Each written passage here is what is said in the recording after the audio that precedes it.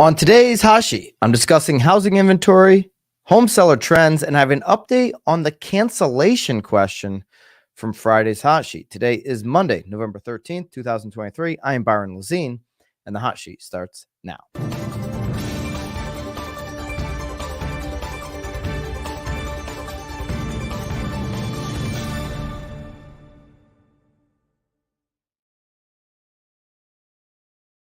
Okay, if you missed Friday's Hot Sheet, that means you need to subscribe right away and hit the bell so you get notifications.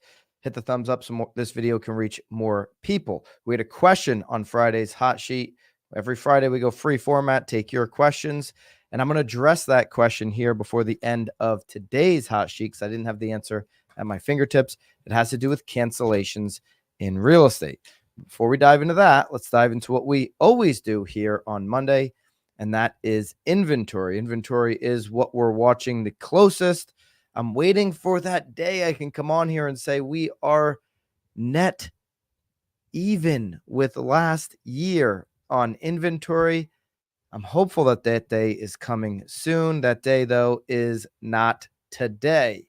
The weekly inventory update is that we got like, I don't know, 60 homes, 59 to be exact, across the country on active listings, a country of well over 300 million people. We had an inventory rise of 566,882 to 566,941. Now you see same week last year, we had an inventory decline of 575 to 572K. That's what you traditionally see this time of year. So the fact that we got positive at all is an indication of where we are in this particular market. As we lead up to the Thanksgiving holiday, and as we get to the end of the year, you typically will see an inventory decline. But the last couple of weeks, we've seen an inventory increase, albeit really nothing, just a speck of dust really here for this last week. The inventory peak is right now. It's the 566,941. I can't say that we're net even with this time last year because we're not. So we're still negative year over year on inventory, but only by about 6,000, even a little bit less than 6,000 right now. Active listings for this same week in 2015 were 1.135 million. So well off of that, well off of even what we saw in 2019, where we were near a million active listings at one point in 2019. Active listings, as measured by Altos Research, which I'm looking at the market tracker and Housing Wire right now, as we do every single Monday, is different than the NAR stat for active listings. That would include pendings. So when you hear 900,000 something inventory from NAR, that includes all of the pendings or properties in escrow, properties under contract across the country. When I think active listings, I don't think things that sellers are no longer showing to the active market. And a lot of times when you have a property under contract, the seller will say, hey, I don't want people coming through my home anymore. Let's go ahead and remove that from the market. Let's take a look at new listings. And this was one of the positive data points for this past week. New listing data seems to have not only formed a bottom, but it actually popped up here this week. If we just take a look, and this is bucking the trend of what we typically see this time of year.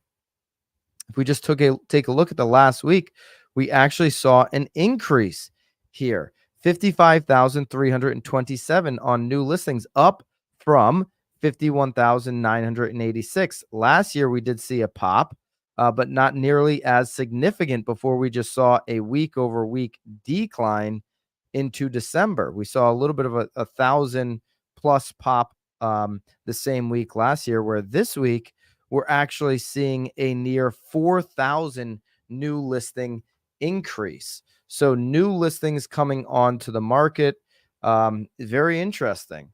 Okay. We haven't seen that type of an increase bucking the trend of historic norms the last couple of years in really any given week this year. Again, this year has been the lowest new listing data ever recorded. So to see a little pop that goes over the trend line of 2022, still below 2021, is a positive sign for overall inventory. Another number that we are tracking very closely here week over week would be the price drops. Okay, we saw 39%. That is up from the 38% on percent of listings with a price drop. That was last week. Same week last year was 43%, as the mortgage rates were much more painful as they were ripping the Band-Aid off last year. 28% in 2001. The bottom here this year came in April 28th at 29.2%. So we're about 10% higher than the bottom of percent of listings with price drops. Let me know if your market is experiencing price drops or if you're not seeing that as much as we're seeing across the country, near 40%. Purchase application data, just an update there. We talked about it a little bit last week. It was actually up 3% versus the week prior, making a year-to-date 19 positive prints and 23 negative prints. We had 1 week flat. And so up off of that lower 30-year fixed rate that we saw come in off of the 8%. So good news there on that. Inventory, though, is really pretty low. I mean, this is like historic low stuff that we're dealing with, and I don't expect anything over the next 6 weeks, the last 6 weeks of the year, to really change that significantly. Right? There's a lot of folks online on Twitter X and other places that talk about this Airbnb bursting, or the market is crashing. Well, inventory still yet has to even remotely reflect that. In fact, we're seeing inventory lower than last year, 2022. Zillow's got a lot of data, and they just pulled a whole bunch of data from sellers and how they feel about the market in their housing trends report for 2023. First, Zillow defines who are sellers, the typical U.S. seller. Let me know in the comments, how old do you think the typical U.S. seller is right now? Okay, the typical U.S. seller. I'll give you that data in just a second. About a quarter, 23%, are 60 or older, but that's not the average. Let me know in the comments what you think the average is. Most sellers are partnered, married, or previously married, 85% being previously married, have at least some college education, and are most likely to sell a home in the South. 40% of sellers in the South. Demographic change tends to play out over a long time.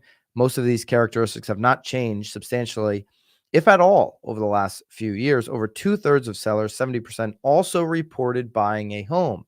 It's one of the reasons why we have such low inventory right now, obviously.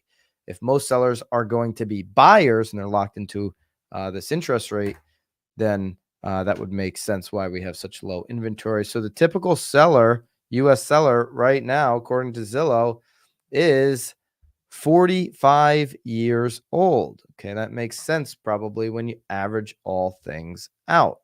Okay, let's take a look at some of the deeper data, though, that Zillow put together. There's a whole bunch, including the charts that I just went through on inventory, that's going to be available in BAMX for BAMX members. So jump in there. We had 42. That was pretty close.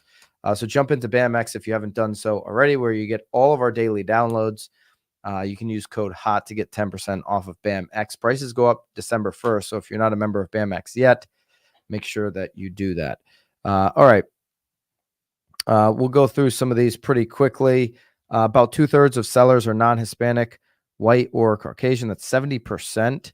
You can see the share of sellers by race and ethnicity here on the chart below. So 70%, that's above 2/3 coming in as non-Hispanic, white, or Caucasian. Region, South is 40%. The West is 22%.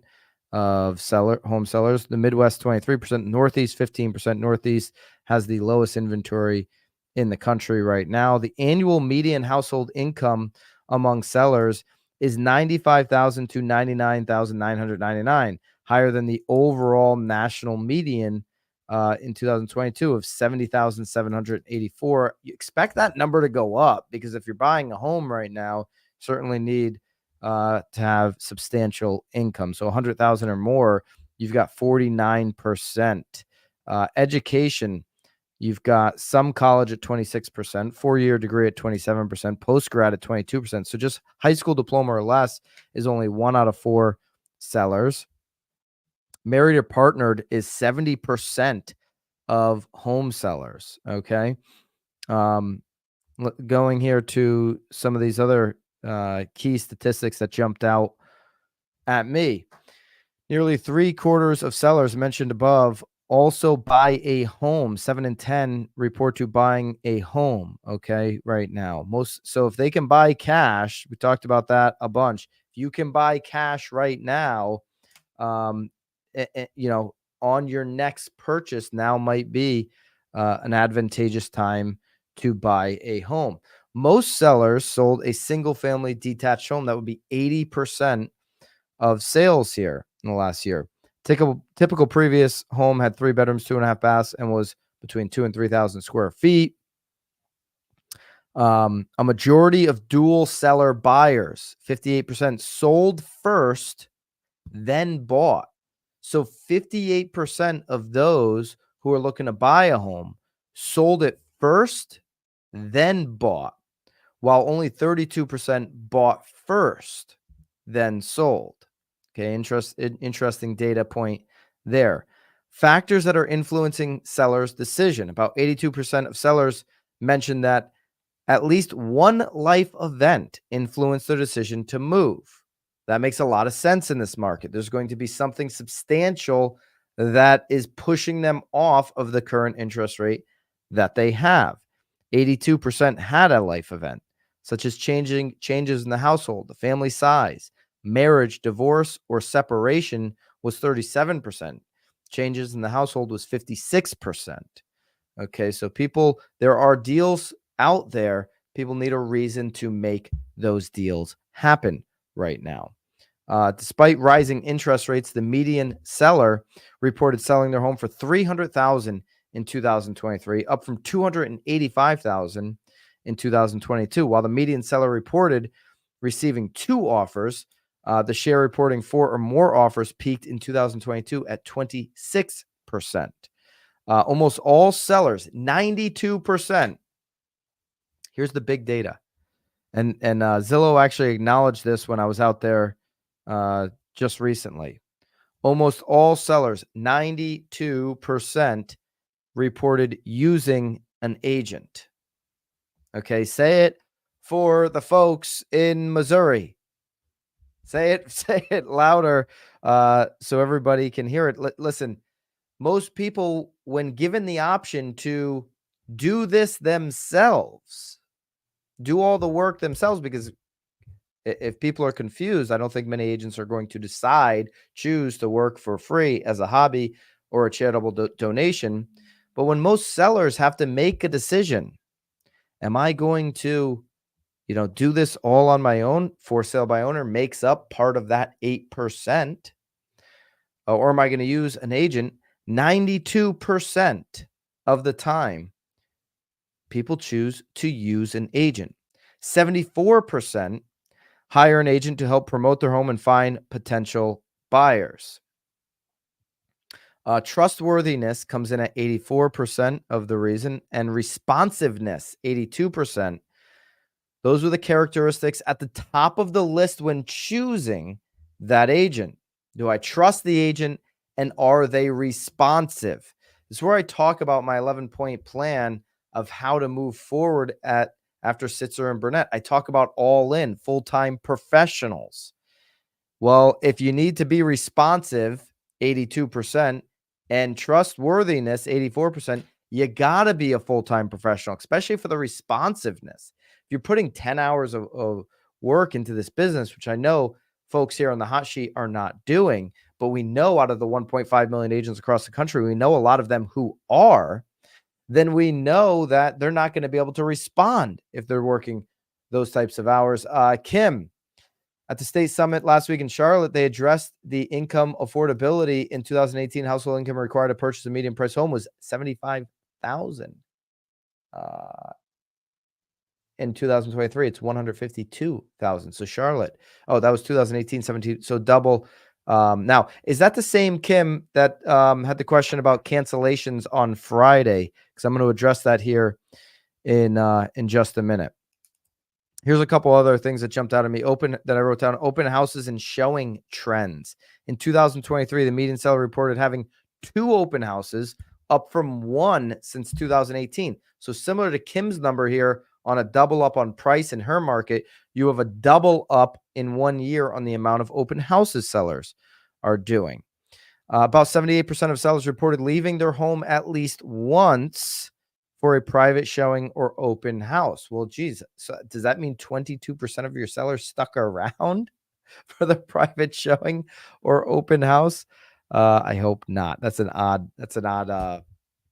survey point, Zillow. Home improvements and marketing trends. About 79% of sellers reported completing at least one home improvement project as part of selling their home. Is that discussion in your consultation? All right. So I thought it was important to share the Zillow data. They have more data than anybody as more consumers use their app. So I thought it was important to see where sellers' heads are at. All of the data points that we've collected that we feel are important are going to be available for you to download in our daily download section at BAMX. All right, on to the cancellation question that we had on Friday's free format hot sheet. New listings and pending sales ticked up.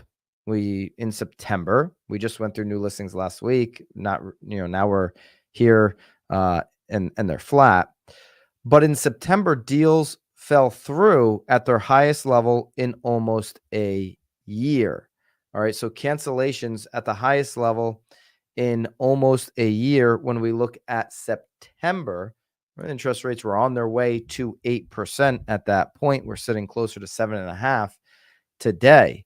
But cancellations come in at the highest level in September in almost a year.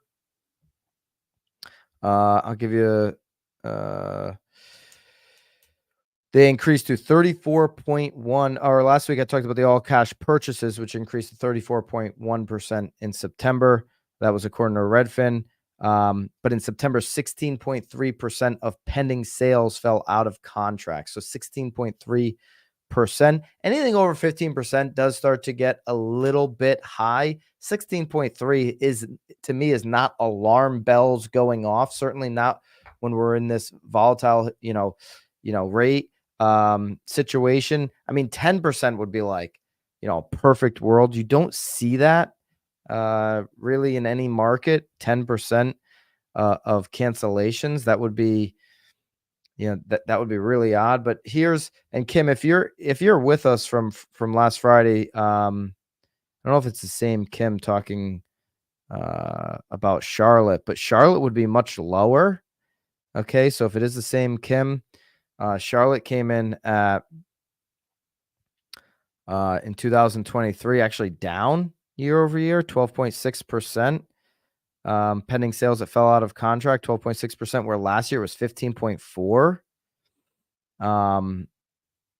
So most September 2023 pending sales that fell out of contract as a percent of, so Charlotte 12.6%, Kim, for your market, where you have like a Chicago, it's higher, year over year. It's 18.3%, 17.2%, and highest point since last September for the country at 16.3% overall. Miami's much higher right now, 20.5% versus 17.8% last year, up from August at 19.3%.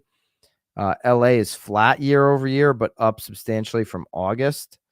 So those are just some numbers here that jump out at me. Orlando is up from August, 23.6% from 2.7%, but down year over year. Phoenix is down year over year, but up from August. San Diego essentially flat year over year, but up from August. Look at San Francisco. I guess this is a market where you can get less than 10% cancellations, 4.6%. That is, I've never seen that in any markets that I'm familiar with. Florida, really high. Florida has high cancellations, up over 20%. Again, the national average, 16.3% this September, 15.8 last September, and up from 15.2 in August. So there's your cancellations right now. Cancellations appear to be on the rise. Hopefully we don't have a rise in the 30-year fixed rate, but we're not starting this week out with too much good news on that. The 10-year is trickling up just a little bit, 4.683 right now on the 10-year. We ended the week on the 30-year fixed at 7.56, up from 7.55 on that Thursday. The Freddie Mac 30-year fixed weekly survey was 7.50. Tomorrow is a CPI day. So we're going to get CPI data, and we'll see how the market reacts to that, rather. How does the 10-year react to the CPI data? What is it going to come in at? We had a little bit of good news for inflation today as consumer spending fell in October, according to new CNBC NRF retail monitor tracking card transactions. So this is not the CPI data that we're waiting for tomorrow, but this is the CNBC NRF retail monitor. October retail sales, excluding auto and gas, fell by 0.08%. The retail monitor is a joint product of CNBC and the National Retail Federation based on 9 billion annual credit and debit transactions collected. The October data, accounting for more than 500 billion in sales, showed weakness in gas station sales, electronics and appliances, as well as furniture and home stores. So less people spending. That makes sense. Furniture and home stores, you have less transactions. So I would anticipate that number going down. When you remove restaurants, declined by 0.3%.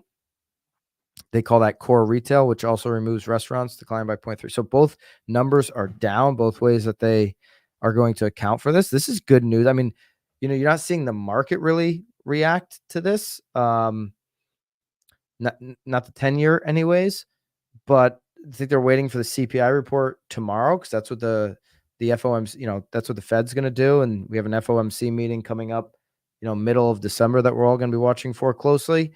Overall today, the market, Dow, S&P, NASDAQ, starting the week off all in the red. All of them just down slightly. Obviously, that's coming off of 3 weeks where the markets have done really well.